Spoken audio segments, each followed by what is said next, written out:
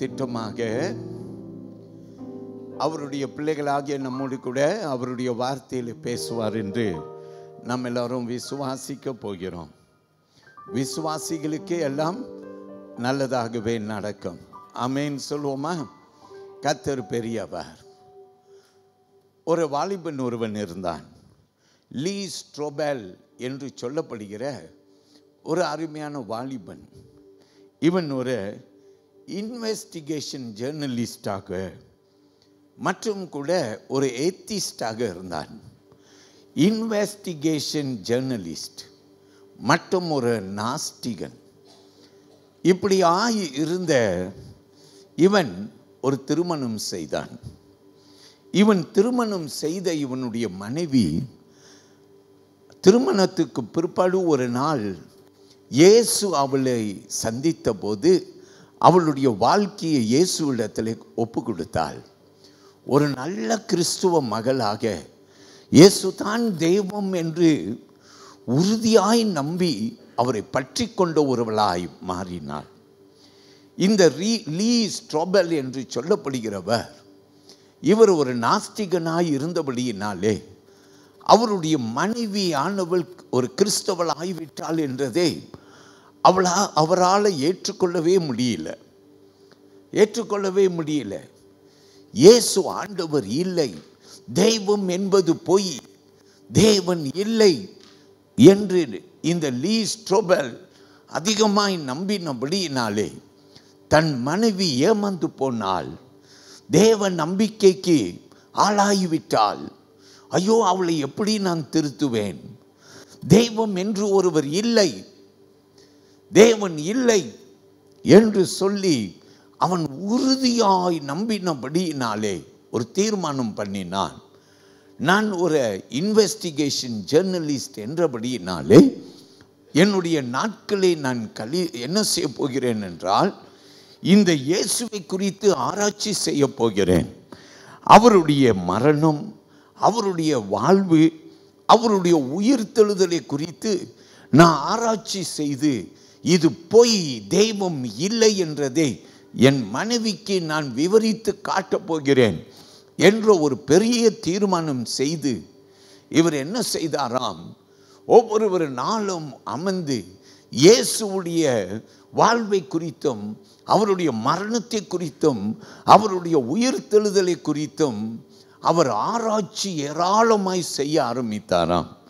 இப்படி ஆராய்ச்சி செய்கிற இந்த லீ என்பவர் அவருடைய ஆராய்ச்சியிலே இயேசு பொய் என்றதை அவர் உறுதிப்படுத்த வேண்டும் என்று பிரயாசம் எடுத்த பிரயாசங்கள் ஒன்றும் சரி வராது போய்விட்டது. அவர் பார்க்கிறார், அவர் ஆராய்ச்சி செய்ய செய்ய இயேசு ஆண்டவர் தான் என்ற ஒரு உறுதிக்குள் வருகிறார். இயேசு மெய்யாகவே அவர் ஆண்டவர். ஆச்சரியப்படுகிறார். ஐயோ, அவர் பொய், தெய்வம் இல்லை என்றதை உறுதிப்படுத்த அல்லவா இந்த ஆராய்ச்சி செய்தேன். ஆனால் ஆச்சரியமாய் இயேசு தான் தெய்வம் என்று ஒரு முடிவுக்கு வந்தார். அருமையான தெய்வ பிள்ளையே, இந்த லீ என்பவர் தன் மனைவி இடத்திலே ஒரு நாள் அறிக்கை செய்தார், நானும் இந்த இயேசு அவர் தெய்வம் என்று நம்புகிறேன். அல்லேலூயா. என் பிரியமான தேவனுடைய பிள்ளையே, இந்த லீ ஸ்ட்ரோபெல் என்று சொல்லப்பட்டவர் இன்று வரையிலும் உயிரோடு இருக்கிறார்.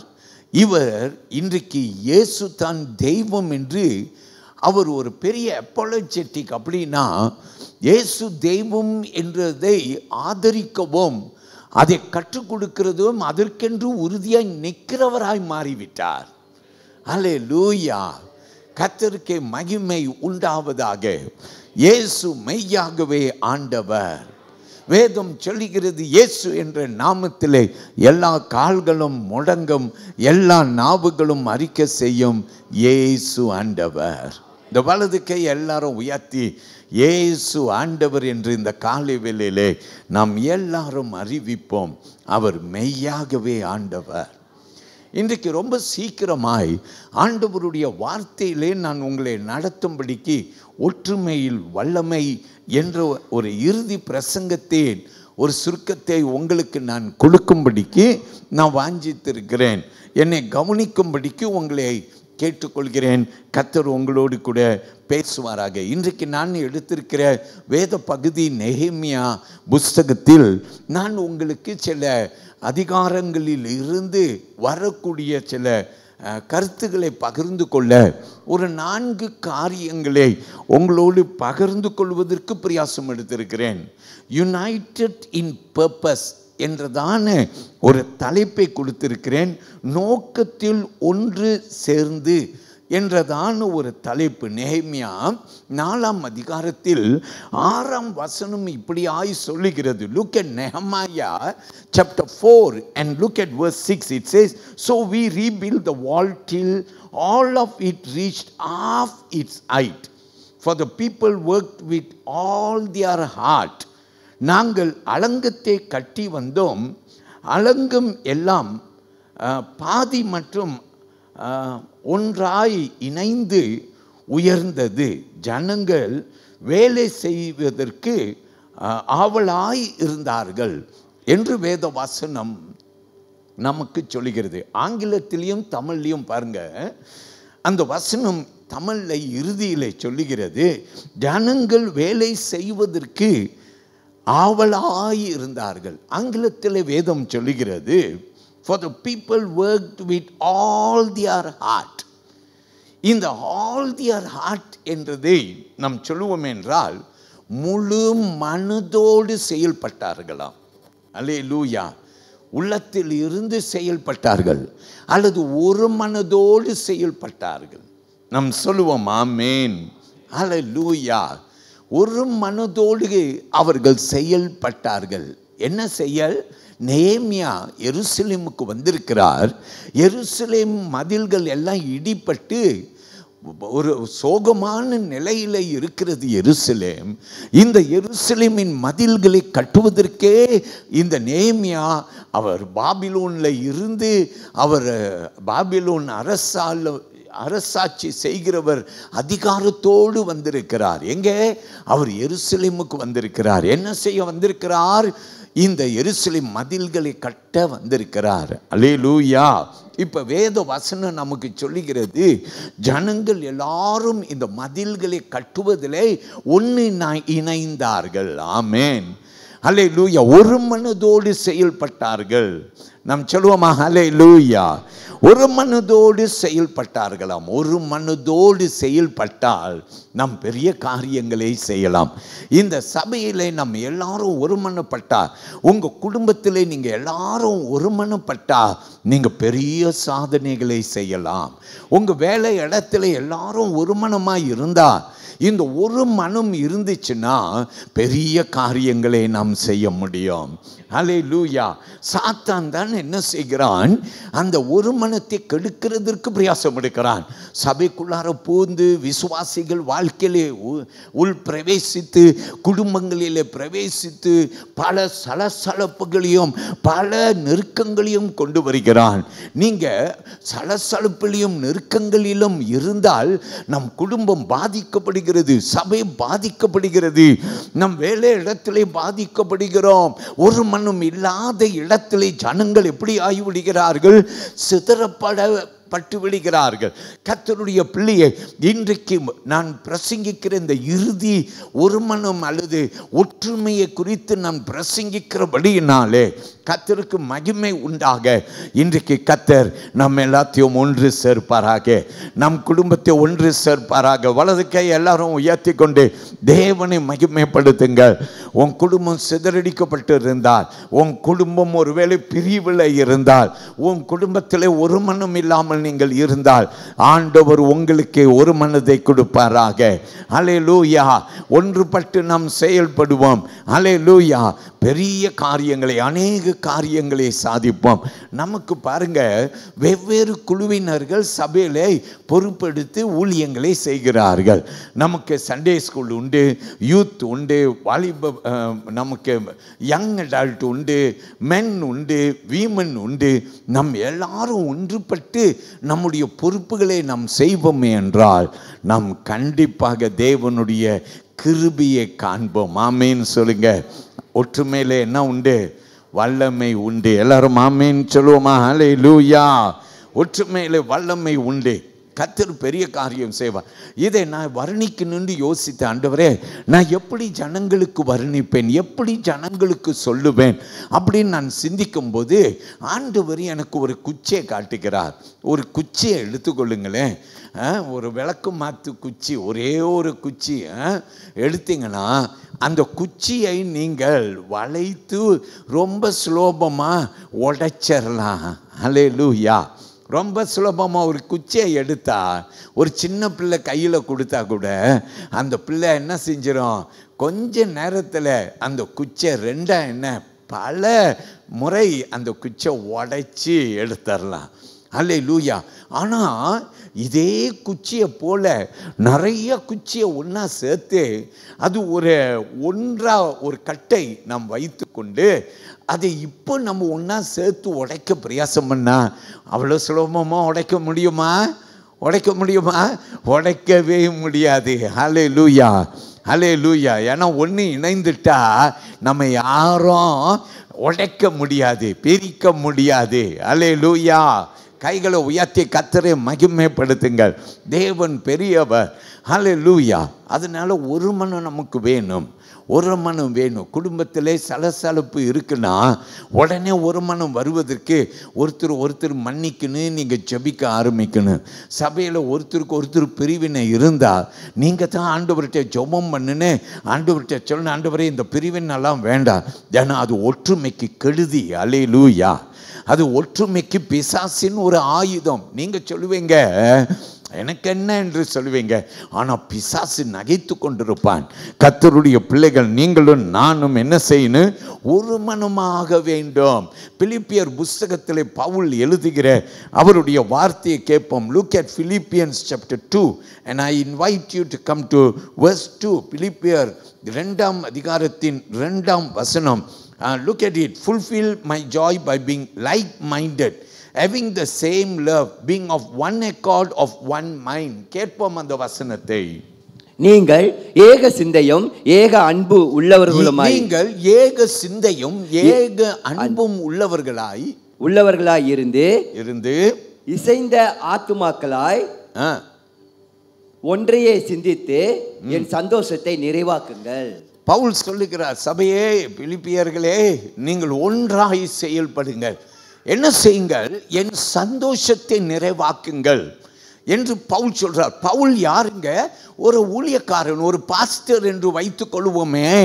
இந்த பாஸ்டருடைய ஆசை என்னன்னா, பிலிப்பியர் சபையை, என் சபையை, நான் ஸ்தாபித்த என் சபையை, என் விசுவாசிகளை நீங்கள் ஒன்றுபட்டால் அது என்னுடைய சந்தோஷம். அல்லேலூயா.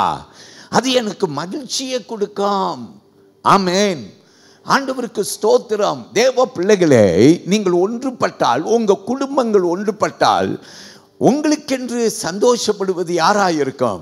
உங்களுடைய மேய்ப்பனார், உங்களுடைய பாஸ்டராக இருப்பார். ஆமென்.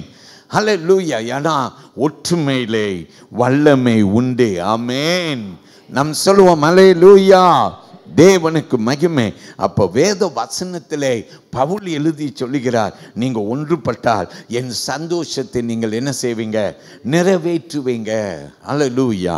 So God is good. இன்னைக்கு நம்ம என்ன செய்வோன்னா, 4 பாடங்களை நெகேமியா எருசலேம் மதில்களை கட்டும் அந்த பணியில் வரும்போது அவரிடத்துல இருந்து நாம் தேவ சித்தப்படி கற்றுக்கொள்வோமா? இன்றைக்கு ஆண்டவர் நமக்கு என்ன பேசுகிறார் என்று நாம் கேட்டு ஆண்டவரை நம் மகிமைப்படுத்துவோம். இன்றைக்கு நம்ம தலைப்பு என்ன? யுனைடெட் இன் பர்பஸ். நோக்கத்தில் ஒன்று சேர்ந்து என்றதான ஒரு தலைப்பு நாம் எடுத்திருக்கிறோம். நான் இதற்கென்று எடுத்த அடிப்படையான வசனம் நெகேமியா 4ஆம் அதிகாரம் 6ஆம் வசனம்.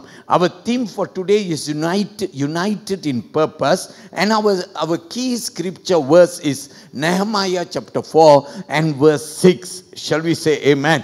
We will learn 4 things. ஒரு 4 காரியத்தை நாம் கற்றுக்கொள்ள போகிறோம். Unity requires a shared vision. Amen. தமிழில் நான் சொல்லுகிறேன், ஒற்றுமைக்கு பகிர்ந்த தரிசனம் தேவை. ஆமென். ஒற்றுமைக்கு பகிர்ந்த தரிசனம் தேவை. ஆமென். ஒற்றுமை ஆகணுன்னாக்கா நம்ம தரிசனம் பகிர்ந்து கொள்ளப்படுன்னு எல்லாரும் ஒன்றுபட வேண்டும்.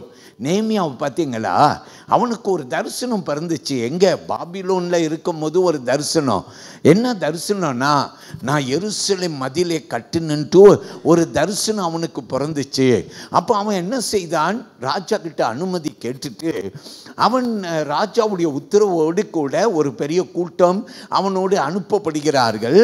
அவர்கள் எல்லாரும் எருசலேம் சேருகிறார்கள். அந்த கூட்டம் போதுமா? மதிலை கட்டிட முடியுமா? ஹல்லேலூயா. எருசலேம் மதிலை கட்டுவது அவ்வளோ ஈஸியா? ஹல்லேலூயா, ஈஸி கிடையாது. அப்போ நேமியாவுக்கு ஒரு தரிசனம் எங்கே பிறந்துச்சு? பாபிலோனில் பிறந்துச்சு. அவன் ஒரு கூட்டத்தோடு எருசலேம் சேர்ந்துட்டான். இப்போ அந்த தரிசனத்தை இந்த நேமியா என்ன செய்கிறாருன்னா, ஜெபத்தோடு அவன் எல்லாரிடத்திலையும் பகிர்ந்து கொள்கிறான். ஆமென் சொல்லுங்க. ஹல்லேலூயா. ஏங்க நம்ம சர்ச்சில் ஒவ்வொரு மாதமும் ஒரு தலைப்பு கொடுக்கப்பட்டு அந்த தலைப்புக்கு கீழே ஏன் இன்னைக்கு நம்ம செயல்படுறோம்? ஏன்னா உங்களுக்கு போதகருடைய தரிசனம் என்ன, சபை எப்படி கட்டப்பட வேண்டும், இப்படிப்பட்ட ஒரு ஆர்வத்தோடு உங்களுக்கு தலைப்புகளை கொடுத்து அதற்காக ஜெபம் பண்ணி அதில் காத்திருந்து தேவனுடைய பதில்களை பெற்று உங்களோடு கூட நான் பிரசங்கிக்கிறேன். கர்த்தர் உங்களை ஆசீர்வதிப்பாராக. ஆமென் சொல்லுங்க. Hallelujah.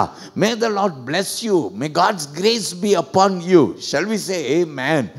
So people of God, number one, Nehemiah had a vision way back in Babylon, and then he got the permission from the king, and then with a group of them they traveled to Jerusalem, and now in Jerusalem prayerfully Nehemiah shares that vision to others. அல்லேலூயா. மற்றவர்கள் இடத்திலே அந்த தரிசனத்தை அவன் என்ன செய்கிறான்? அவன் பகிர்ந்து கொள்கிறான். என்னோடு கூட எடுத்துக்கொள்ளுங்கள். நேமியா 2ஆம் அதிகாரத்தை நீங்கள் எடுத்துக்கொள்ளத்தக்க உங்கள் யாவரையும் நான் கேட்கிறேன். என்னோடு கூட நீங்கள் எடுத்துக்கொள்ளுங்கள். கர்த்தர் உங்களை ஆசீர்வதிப்பாராக. இப்போது நாம் கவனித்து கேட்போம். இந்த வேத வாக்கியத்திலே கர்த்தர் நம்மோடு கூட அவருடைய வார்த்தையில பேசுவார். 2ஆம் அதிகாரம் 17-18 வாசிங்களையா. பின்பு நான் அவர்களை நோக்கி, எருசலேம் பாழாய் இருக்கிறதையும் அதன் மதில்கள் அக்கினியால் சுட்டெரிக்கப்பட்டு இருக்கிறதையும் நாம் இருக்கிற சிறுமையையும் பார்க்கிறீர்களே. நாம் இனி நிந்தைக்குள் இராதபடிக்கு எருசலேமின் அலங்கத்தை கட்டுவோம் வாருங்கள் என்று சொல்லி என் தேவனுடைய கரம் என் மேல் நன்மையாக இருக்கிறதையும் ராஜா என்னோடே சொன்ன வார்த்தைகளையும் அவர்களுக்கு அறிவித்தேன். அப்போது அவர்கள் எழுந்து கட்டுவோம் வாருங்கள் என்று சொல்லி அந்த நல்ல வேலைக்கு தங்கள் கைகளை திடப்படுத்தினார்கள். ஆமென். கைகளை எல்லாரும் உயர்த்தி கர்த்தரை மகிமைப்படுத்துங்க. எல்லார் கையிலும் pen, scale, notebook, Bible இருக்கா? ஜெபம் பண்ணிட்டீங்களா? கர்த்தர் உங்களை ஆசீர்வதிப்பாராக. கோடிட்டு கொள்ளுங்க அந்த வசனங்களை. நான் ஆங்கிலத்திலேயும் உங்களுக்கு வாசிக்கிறேன், கேளுங்கள். verses 17 and 18 from Nehemiah chapter 2. Then I said to them, you see the distress that we are in, how Jerusalem lies waste and its gates are burned with fire. Come and let us build the wall of Jerusalem, that we may no longer be a reproach. And I told them of the end of my God, which had been good upon me, and also of the king's words that he had spoken to me. So they said, let us rise up and build. Then they set their hands to do this good work. Amen. நான் இந்த பிரசங்கத்தை ஆயத்தப்படுத்தும் போது ஒரு 8 வருஷத்துக்கு முன்பு நம்ம search கட்டப்பட போது அப்படின்னு சொல்லி நினைக்கிறோம். ஒரு 10 வருஷம் சொல்லாமே நம்ம சர்ச் கட்டப்பட போது அப்படின்னு சொல்லி இந்த தரிசனத்தை உங்களோடு கூட பகிர்ந்து கொண்டோம். நம்முடைய கையிருப்பு எவ்வளோ இருந்தது? 1.5 மில்லியன் கையில் இருந்தது. ஆனால் நம்ம கட்ட வேண்டியது எவ்வளோ வருகிறது? ஏறக்குறைய 2.5 3 மில்லியன் வரைக்கும் வருது. இப்படி நம்ம கட்ட முடியும்? நம்ம கையில் பாதி தொகை தான் இருக்குது. இன்னொரு பாதி தொகையை என்ன செய்வோம்? வங்கியில் ஒரு லோனு எடுக்க முடியாத ஒரு சூழ்நிலை. ஆண்டவருடைய பிள்ளைகள் சபையில் நம்ம சபையை கட்ட போகிறோம், வாங்க எல்லாரும் கட்டலாம் அப்படின்னும் போது என்னோடு கூடி இணைந்த சில நல்ல கர்த்தருடைய பிள்ளைகள் நீங்கள் இருக்கிறீங்க. ஆண்டவருக்கு மகிமை உண்டாக சொல்லுகிறேன். என் தரிசனத்தை நான் பகிர்ந்து கொண்டேன். எப்படி பகிர்ந்து கொண்டேன்? இந்த புல்லட்டின்ல என் தரிசனத்தை பகிர்ந்து கொண்டேன். என்ன சொன்னேன்? நமக்கு நிலம் இருக்குது, சர்ச்சு கட்டுற நேரம் வந்துருச்சு. ஆமேன். நம்ம கையிருப்பு இவ்வளோ தான், ஆனால் வேலையை ஆரம்பிக்க போகிறோம், நம்ம வேலையை முடிப்போம். ஆமேன். சபை கட்டப்படும், பணத்தை ஆண்டவர் கொடுப்பார். கொடுத்தாரா இல்லையா? சபை கட்டப்பட்டுச்சா இல்லையா? எல்லாரும் வந்துட்டோமா இல்லையா? இன்னைக்கு மகிழ்ச்சியோடு ஆராதிக்கிறோமா இல்லையா? கர்த்தருடைய பிள்ளைகளே, ஏன் இது நடந்துச்சு அப்படின்னு கேட்டால், அந்த நாட்களிலே நமக்குள்ளார வந்த அந்த ஒரு மனம். ஆமேன். வலது கையை உயர்த்தி எல்லாரும் ஆண்டவருக்கு பிரைஸ் எல்லாம் சொல்லுங்க. நமக்குள்ளார வந்த ஒரு மனம், தமிழ் சபையும் நம்மால முடியும் அப்படின்ற ஒரு பெரிய ஒரு ஆர்வத்தை கர்த்தர் நமக்கு கொடுத்தார். நம்ம சேர்ந்து செயல்பட்டோம். கடன் இல்லாமல் சபையை கட்டி இன்னைக்கு மகிழ்ச்சியோடு சபையிலே 6 வருஷ காலத்தை முடித்திருக்கிறோம். Praise the Lord. எல்லாரும் கரங்களை உயர்த்தி தேவனை மகிமைப்படுத்துங்கள். கர்த்தர் பெரியவராக இருப்பாராக. என் தேவ பிள்ளைகளை, இதே போலத்தான் நேமியா என்ன தெரியுமா செய்தார்? அவர் தரிசனத்தை பகிர்ந்து கொண்டார். அந்த தரிசனத்தை பகிர்ந்து கொண்டு சொன்னால், ஏன் நாம் நிந்திக்கப்படுகிறோம்? கவனித்து பாருங்கள். ஏன் நாம் நிந்திக்கப்படுகிறோம்? Hallelujah. Look at that. He says, we may no longer be a reproach. இனி நாம் நிந்திக்கப்படாதபடிக்கு. எல்லாரும் சொல்லுங்க ஆமேன். ஏன் நம் கிறிஸ்தவர்கள் உலகத்திலே ஒரு பெரிய ஜனத்தொகையாய் இன்றைக்கு கிறிஸ்தவர்கள் நீங்கள் பார்த்தீங்கன்னா உலகம் எங்கும் நம்பர் 1 என்ற ஸ்தானத்தை பெற்ற நமக்குள்ளார நாம் செய்யக்கூடிய பெரிய சாதனைகள் உண்டு. எல்லாரும் சொல்லுவோம் ஆமேன். தேவனுக்கு மகிமை உண்டாகத்தக்க நாம் இனி நிந்திக்கப்படாதபடிக்கு ஒரு சபையாய் இணங்குவோம், ஒரு குடும்பமாய் இணங்குவோம். அல்லேலூயா. உன் குடும்பம் சலசலுப்பு சஞ்சலத்தை கடந்து போது எல்லாரும் பார்க்குறாங்க. அல்லேலூயா. கர்த்தர் பெரிய காரியத்தை உனக்கு செய்யத்தக்க நான் சொல்கிறேன், அதெல்லாம் மாறப்போகுது. ஆமேன். அதெல்லாம் மாறப்போகுது. ஆமேன். அல்லேலூயா. ஸோ இங்கே வேத வசனத்திலே நாம் கற்றுக்கொள்கிறோம். இந்த நேமியாவுக்கு ஒரு தரிசனம் பிறந்துச்சு. அந்த தரிசனத்தை பகிர்ந்து கொண்டால் எல்லாருக்கும் அந்த தரிசனம் பற்றி கொண்டது. ஆமேன். இன்னைக்கு உங்களுக்குள்ளார எப்படி பிரியமானவர்களே ட்ரிகர் பண்ணுதுன்னு சொல்கிற மாதிரி, எப்படி இக்னேஷன் ட்ரிகர் பண்ணுது. ஒரு காரை ஆரம்பிக்கணும்னா கீயை போடுறோம், அதை ஸ்டார்ட் பண்ணுறோம் பாருங்கள். ஸ்டார்ட் பண்ணும்போது டக்குன்னு ஸ்டார்ட் எடுக்கிறது மாதிரி ஆண்டவருக்கு மகிமை உண்டாக ஒரு தீ நம் மூலமாய் பற்றி பிடிப்பதாக. ஒரு சத்தியத்தை நான் கேட்டேன், அவ்வளோத்தான் நம்ம போனால் அது நல்லது இல்லை. அந்த சத்தியத்துக்கு ஒப்பு கொடுக்கிறவனுக்கு கர்த்தர் பெரிய காரியத்தை செய்கிறார். நீ ஒப்பு கொடுக்கும் போது பெரிய காரியம் நடக்கும்.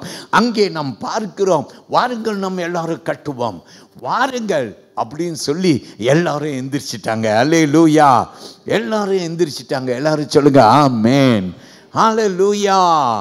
கர்த்தருக்கு மகிமை உண்டாவதாக. என் பிரியமான தேவ பிள்ளைகளே, நான் சபையை குறித்து எண்ணி பார்த்தேன். நான் யோசித்தேன், நம்ம சர்ச்சில் நம்ம கிரவுண்ட் பிரேக்கிங் செய்தோம். இந்த சர்ச் கட்டப்படுவதற்கு முன்பு கட்டப்படுவதற்கென்று ஒரு திறப்பு விழா ஒன்று நாம் நடத்தினோம். அடிக்கல் நாட்டுதல் என்ற ஒரு விழா. சரியா? அந்த நாட்கள் உங்களுக்கு ஞாபகம் இருக்கலாம். சிஸ்டர் ஷரன் தாம் பொறுப்பெடுத்திருந்தார்கள் என்று நான் அறிகிறேன். நம்ம என்ன செய்தோம்னா, ஸ்லோப்ஸ் எல்லாம் கொண்டு வந்து ரொம்ப கீ பீப்புள் எல்லாரும் முன்புறத்தில் நின்று கொண்டு வேலை தொடங்க போகுதுன்னு சொல்லி நம்ம எல்லாரும் பயங்கரமாக செயல்பட்டோம். ஆமேன்னு சொல்லுங்கள். கர்த்தர் பெரியவர். ஆதலால் உங்களுக்கு பணிவன்போடு சொல்கிறேன், வாருங்க ஒன்றாய் செயல்படுவோம். நம்ம சபையை கர்த்தர் ஏன் இப்படி ஒன்றா இணைத்திருக்கிறார்னா, நம்மளால் சாதிக்க முடியும். தமிழ் ஜனங்க ஒருமித்தா பெரிய காரியத்தை செய்ய முடியும். பொதுவாகவே தமிழ் ஜனங்க ஒன்றா இருக்க மாட்டாங்க. கொஞ்ச நாளைக்கு சபை வளரும், அப்புறம் பார்த்திங்கன்னா அந்த சபை பிரிவை காணும் தான் பொதுவாக சொல்லுவார்கள். ஆனால் அல்ல, நோ நோ நோ. எல்லாம் கையை அப்படி காட்டுங்க. நோ நோ நோ, நாங்கள் ஒன்றா இருக்க முடியும், நாங்களும் செயல்பட முடியும். எல்லாரும் ஆமேன்னு சொல்லுங்க. அல்லேலூயா. ஏன் இப்படி சொல்கிறேன் கேளுங்க. இது நேமியாவுடைய தரிசனமாக இருந்தாலும் இந்த தரிசனத்தை கொடுத்தவர் யாருன்னா ஆண்டவர். அல்லேலூயா. இன்னைக்கு உங்கள் பாஸ்டருக்கு ஒரு தரிசனம் இருக்குன்னு வச்சுக்கோங்க, அது பாஸ்டருடைய தரிசனமாக இருந்தால் சந்தோஷம்தான். ஒரு அளவுக்கு அந்த தரிசனத்தை சந்திக்கலாம், எல்லாம் ஒருமனப்பட்டா. ஆனால் கர்த்தர் கொடுத்த தரிசனமாக இருந்தால், மேலிருந்து வந்த தரிசனமாக இருந்தால், உன் குடும்பத்துக்கு தேவனிடத்தில் வந்த ஒரு தரிசனமாக இருந்தால், நீ ஒன்றாய் இருக்க வேண்டும், உன் குடும்பம் ஒன்றாய் செயல்பட வேண்டும்.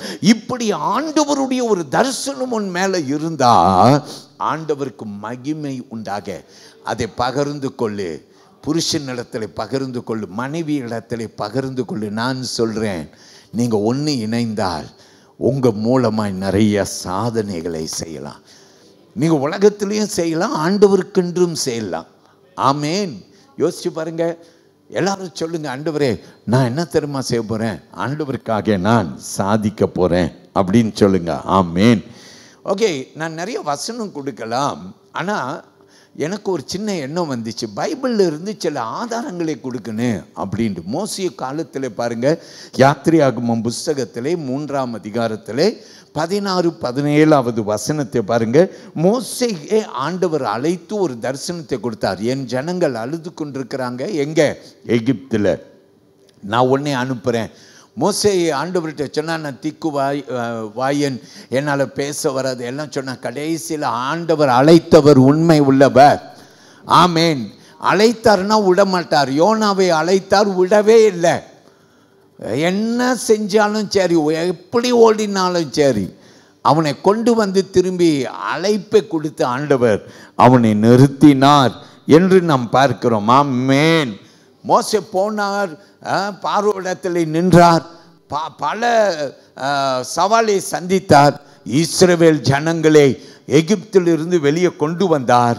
அவர் கொண்டு வந்தது மட்டுமல்லாமல் வனாந்தரத்தை சுற்றினார்கள், கரை சேர்ந்தார்கள் யோசுவாவின் காலத்திலே. ஆமேன்.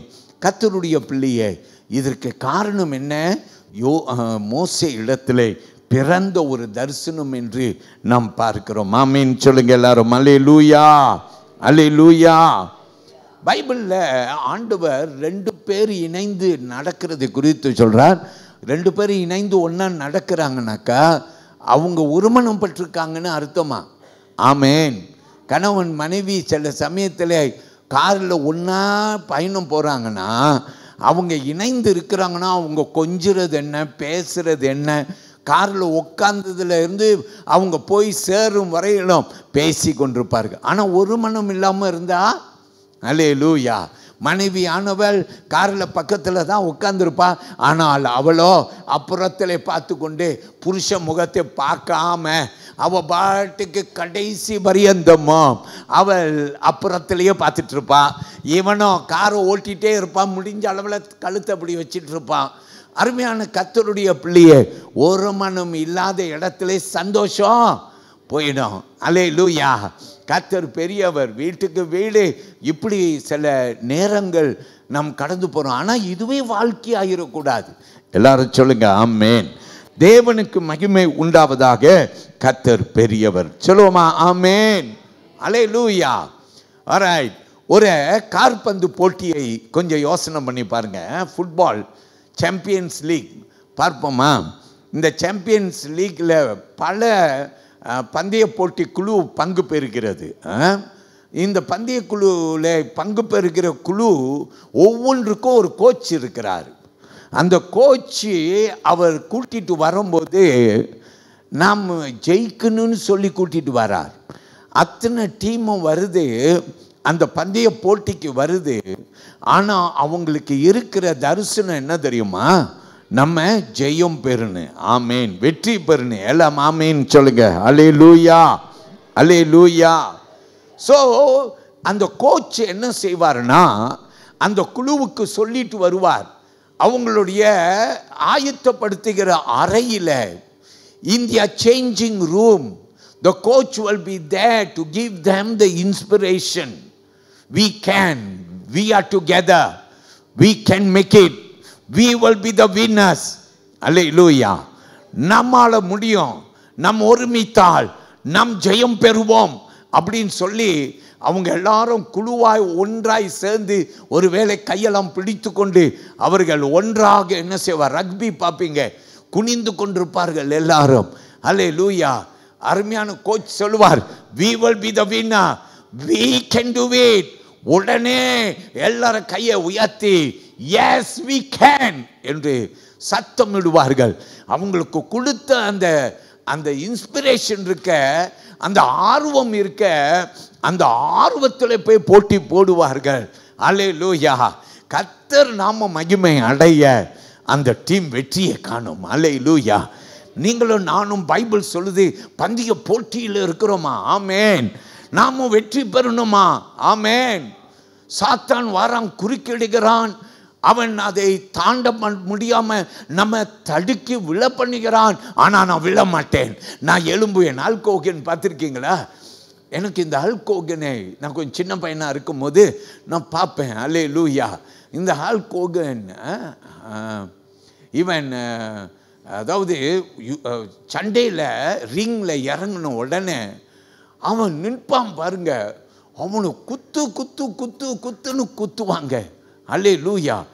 இவனை குத்த குத்த ஒரு படமும் இருக்குல்ல, பேண்ட் எல்லாம் கிழிஞ்சி எப்படி தான் அவன் பேண்ட் ஷார்ட் பேண்ட்ஸ் ஆகும் எனக்கு தெரியல. அல்லேலூயா. இருக்கட்டும், அது ஒரு பக்கத்தில் இருக்கும். இந்த ஹல்க் ஹோகன் அப்படின்னு நம்ம பார்க்கிறோம் இல்லையா, இவன் குத்த குத்த நான் பார்ப்பேன், ஆச்சரியமாக இருக்கும். ஆணுவான், எனக்கு தெரியும் அப்படின்னு அடுத்தது ஒரு குத்து குத்த போகிறான் பாருங்க, அவன் விழுந்துருவான் எனக்கு தெரியும். ஆமே. உடனே நான் எழுந்து நின்று குதிப்பேன், கையை தட்டுவேன், ஒரே சந்தோஷம். ஓ அல்லேலூயா, என் சப்போர்ட்டர் ஜெயிச்சிட்டார். இப்பெல்லாம் இதெல்லாம் பார்க்கறது கிடையாது. ஆனால் எனக்கு ஞாபகம் வருகிறது, தேவ பிள்ளைகளே, கர்த்தரை நான் மகிமைப்படுத்துகிறேன். வாங்க நம்ம எல்லாரும் ஒன்றி செய்வோம். யாராவது தடை செய்வதற்கு சாத்தான் நம்மை வஞ்சித்து கொண்டு நமக்குள்ளார முறுமுறுப்பு, நமக்குள்ளார கசப்பு, நமக்குள்ளார ஒரு மண்ணும் இல்லாத ஆவி, அல்லேலூயா, ஒருத்தர் கெடுக்கிற ஆவி, யாரோ உங்களுக்கு உடனே பகுத்தறிவு வர வேண்டும். பிதா குமாரன் பரிசுத்த ஆவி நாமத்திலே ஆவியை பொழிங்க ஆண்டவரே. பகுத்து அறிகிற ஒரு அறிவு. யாராவது உங்களுக்கு ஒரு டெலிஃபோன் கால் பண்ணி, உனக்கு தெரியுமா அந்த ஆத்தா இருக்காளே, உடனே உங்களுக்கு தெரியணும், இது பிரிவினையின் ஆவி, போ பிசாசே, போ போ பிசாசே. அல்லேலூயா. பிசாசை விரட்டுன்னு. அல்லேலூயா. கர்த்தருடைய பிள்ளையே, தேவன் பெரியவர். நம்ம ஒன்றா இணைந்தா, குச்சி நிறையா சேர்ந்துருச்சுன்னா ஒன்றா நம்ம அசைக்கப்பட முடியாது. கைகளை தட்டி தேவனை மகிமைப்படுத்துங்கள். ரெண்டாவது ஒரு காரியத்தை நான் உங்களுக்கு சொல்லும்படி விரும்புகிறேன். நெகேமியா புஸ்தகத்திலே 4ஆம் அதிகாரத்துக்கு முதல் 3 வசனங்களை நீங்கள் கவனிப்பீர்களே என்றால் நாம் கேட்போமா? Look at Nehemiah chapter 4 verses 1, 2 and 3.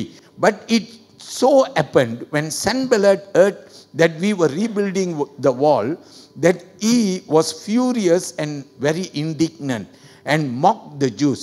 And he spoke before his brethren and the army of Samaria and said, what are these feeble Jews doing? Will they fortify themselves? Will they offer sacrifices? Will they complete it in a day? Will they revive the stones from the heaps of rubbish, stones that are burned?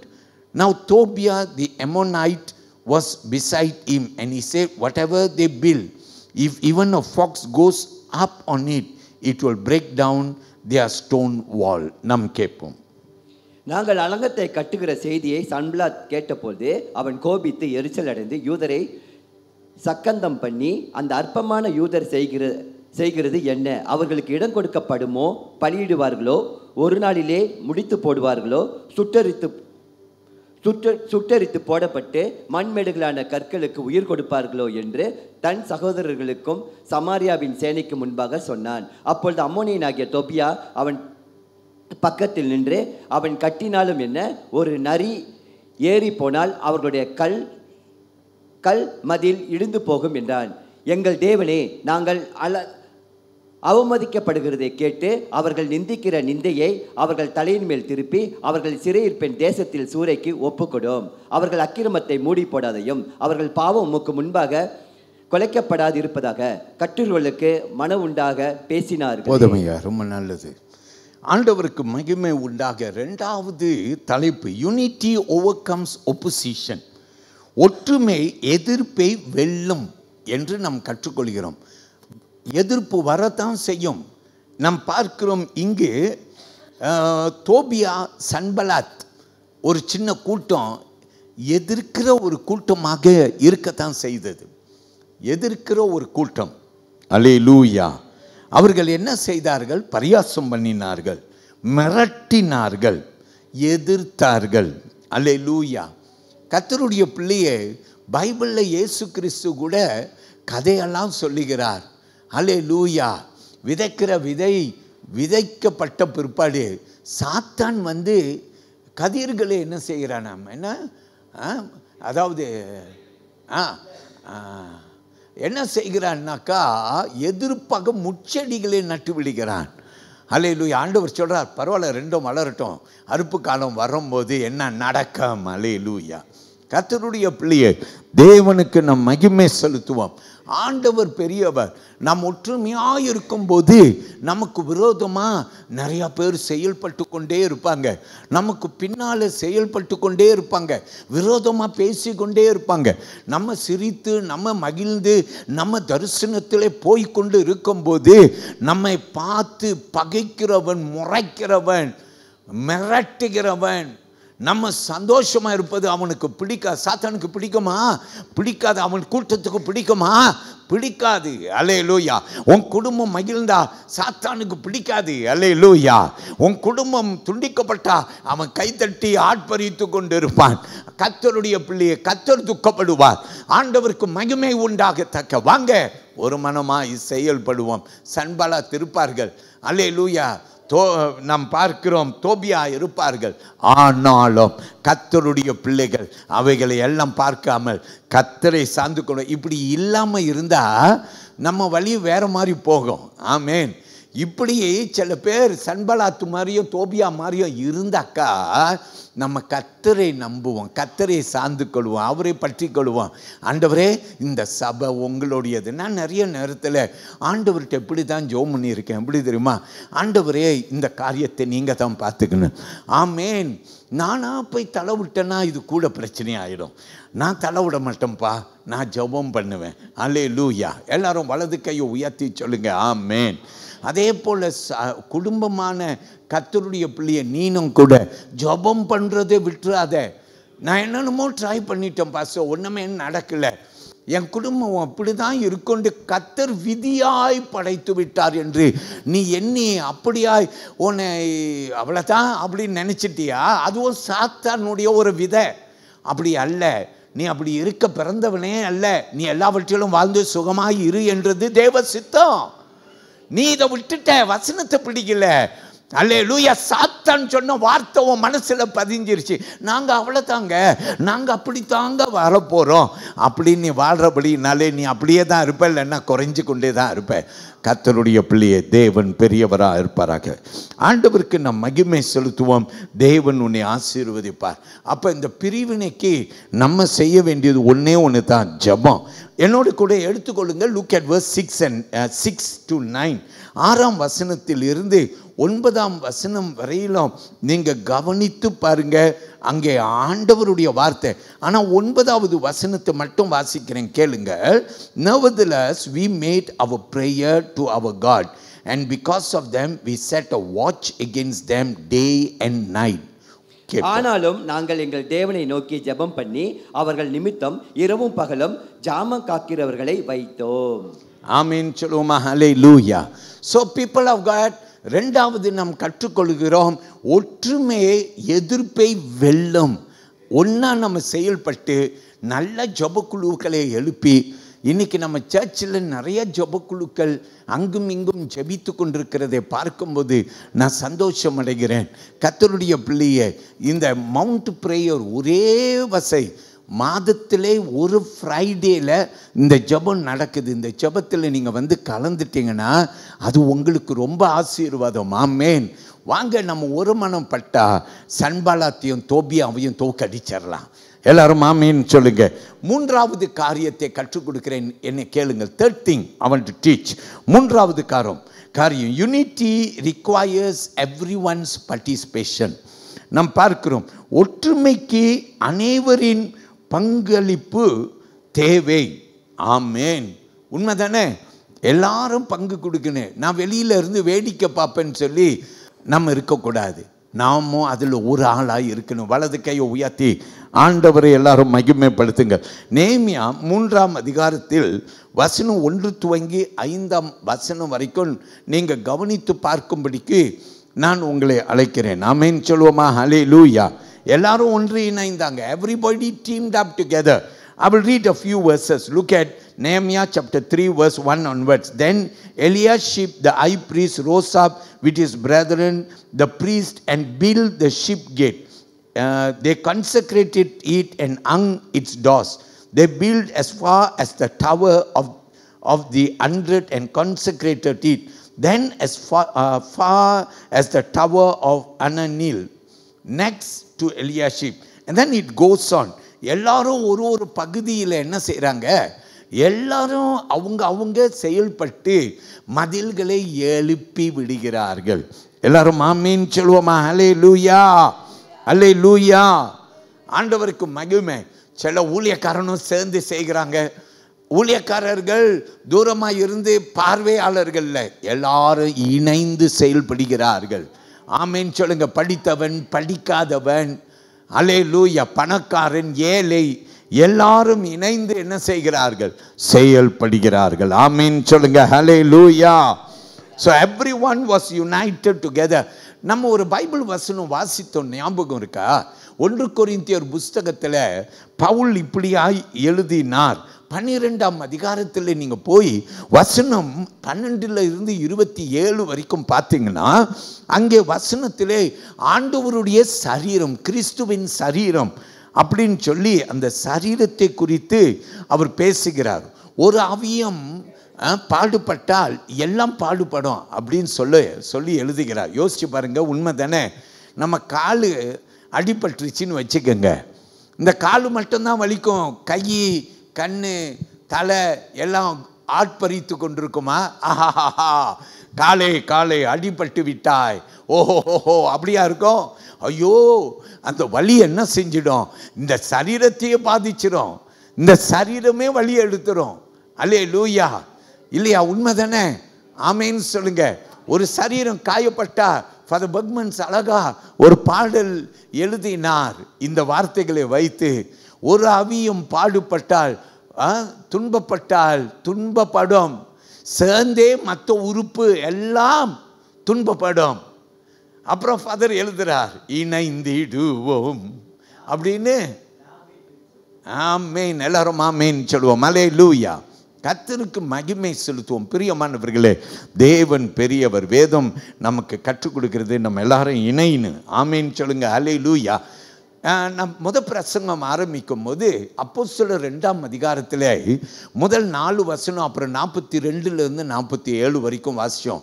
ஒரு மனதோடு அவர்கள் மேலறையிலே காத்திருந்த போது பெந்தேகோஸ் அனுபவத்தை பெற்றார்கள். அப்புறம் ஒரு மனதோடு இவர்கள் செயல்பட்டார். எல்லாத்தையும் ஒன்றா கொண்டாந்து அவர்கள் எல்லாரையும் ஆதரித்தார்கள். அதனால தான் சபை எப்படி வளர்ந்துச்சு? ஆரம்ப திருச்சபை தீயாய் வளர்ந்ததான். அல்லேலூயா. கலிஃபோர்னியாவில் ஒரு பெரிய நெருப்பு. அல்லேலூயா. கொஞ்ச நேரத்தில் கலிஃபோர்னியாவில் பல பகுதியை சாம்பலாக்கிருச்சு. அல்லேலூயா. யோசிச்சுப்பார், ஒரு கிறிஸ்தவன் கர்த்தருக்காக செயல்பட்டால் அவன் அக்கினியாயிருப்பான். அல்லேலூயா. அக்கினி எப்படி தீ பட்சித்து போடுகிறதோ அதே போல கர்த்தருடைய பிள்ளைகள் நீங்களும் நானும் அல்லேலூயா எல்லாவற்றையும் சுதந்தரித்து கொள்ள முடியும். எல்லாம் சொல்லுங்க ஆமேன். எல்லாரும் சத்தமா சொல்லுங்க அல்லேலூயா, அல்லேலூயா. ஒரே ஒரு வசனத்தை வாசிங்க, 27வது வசனத்தை 1 கொரிந்தியர் நாம் கவனிப்போம். 12ஆம் அதிகாரத்தில் 27வது வசனத்தை கவனிக்க போகிறோம். நாம் அந்த வசனத்தை இப்போதே வாசிக்க கேட்போமா? Look at 1 Corinthians chapter 12 and verse 27. Now you are the body of Christ and members individually. கேட்போம். நீங்களே கிறிஸ்துவின் சரீரமாயும் தனித்தனியே அவயவங்களுமாய் இருக்கிறீர்கள். நம்ம எல்லாரும் சொல்லுவோமா? ஹல்லேலூயா.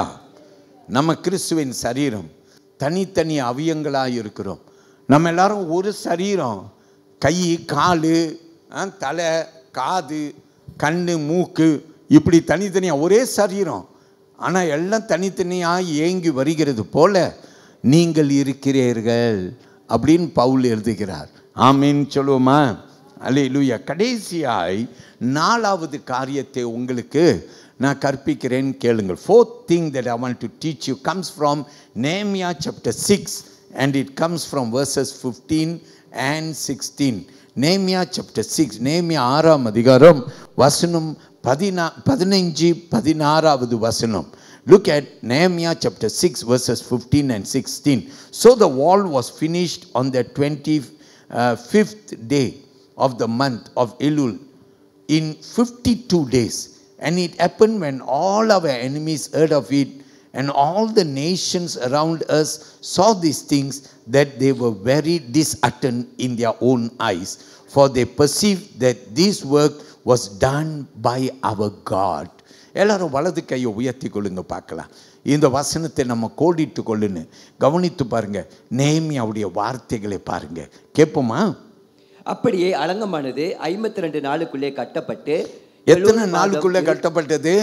52 நாளுக்குள்ளே எருசலேம் மதில்கள் கட்டப்பட்டதான். இது கூடாத காரியம், மனுஷனால முடியாத காரியம். ஆனால் தேவனுக்குள்ளார இணைவோமே என்றால் நம்மால் முடியும். ஆமேன் சொல்லுங்க.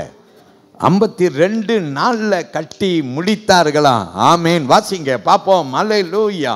அப்படி அலங்கமானது 52 நாளுக்குள்ளே கட்டப்பட்டு 7ஆம் மாதம் 25ஆம் தேதியிலே முடிந்தது.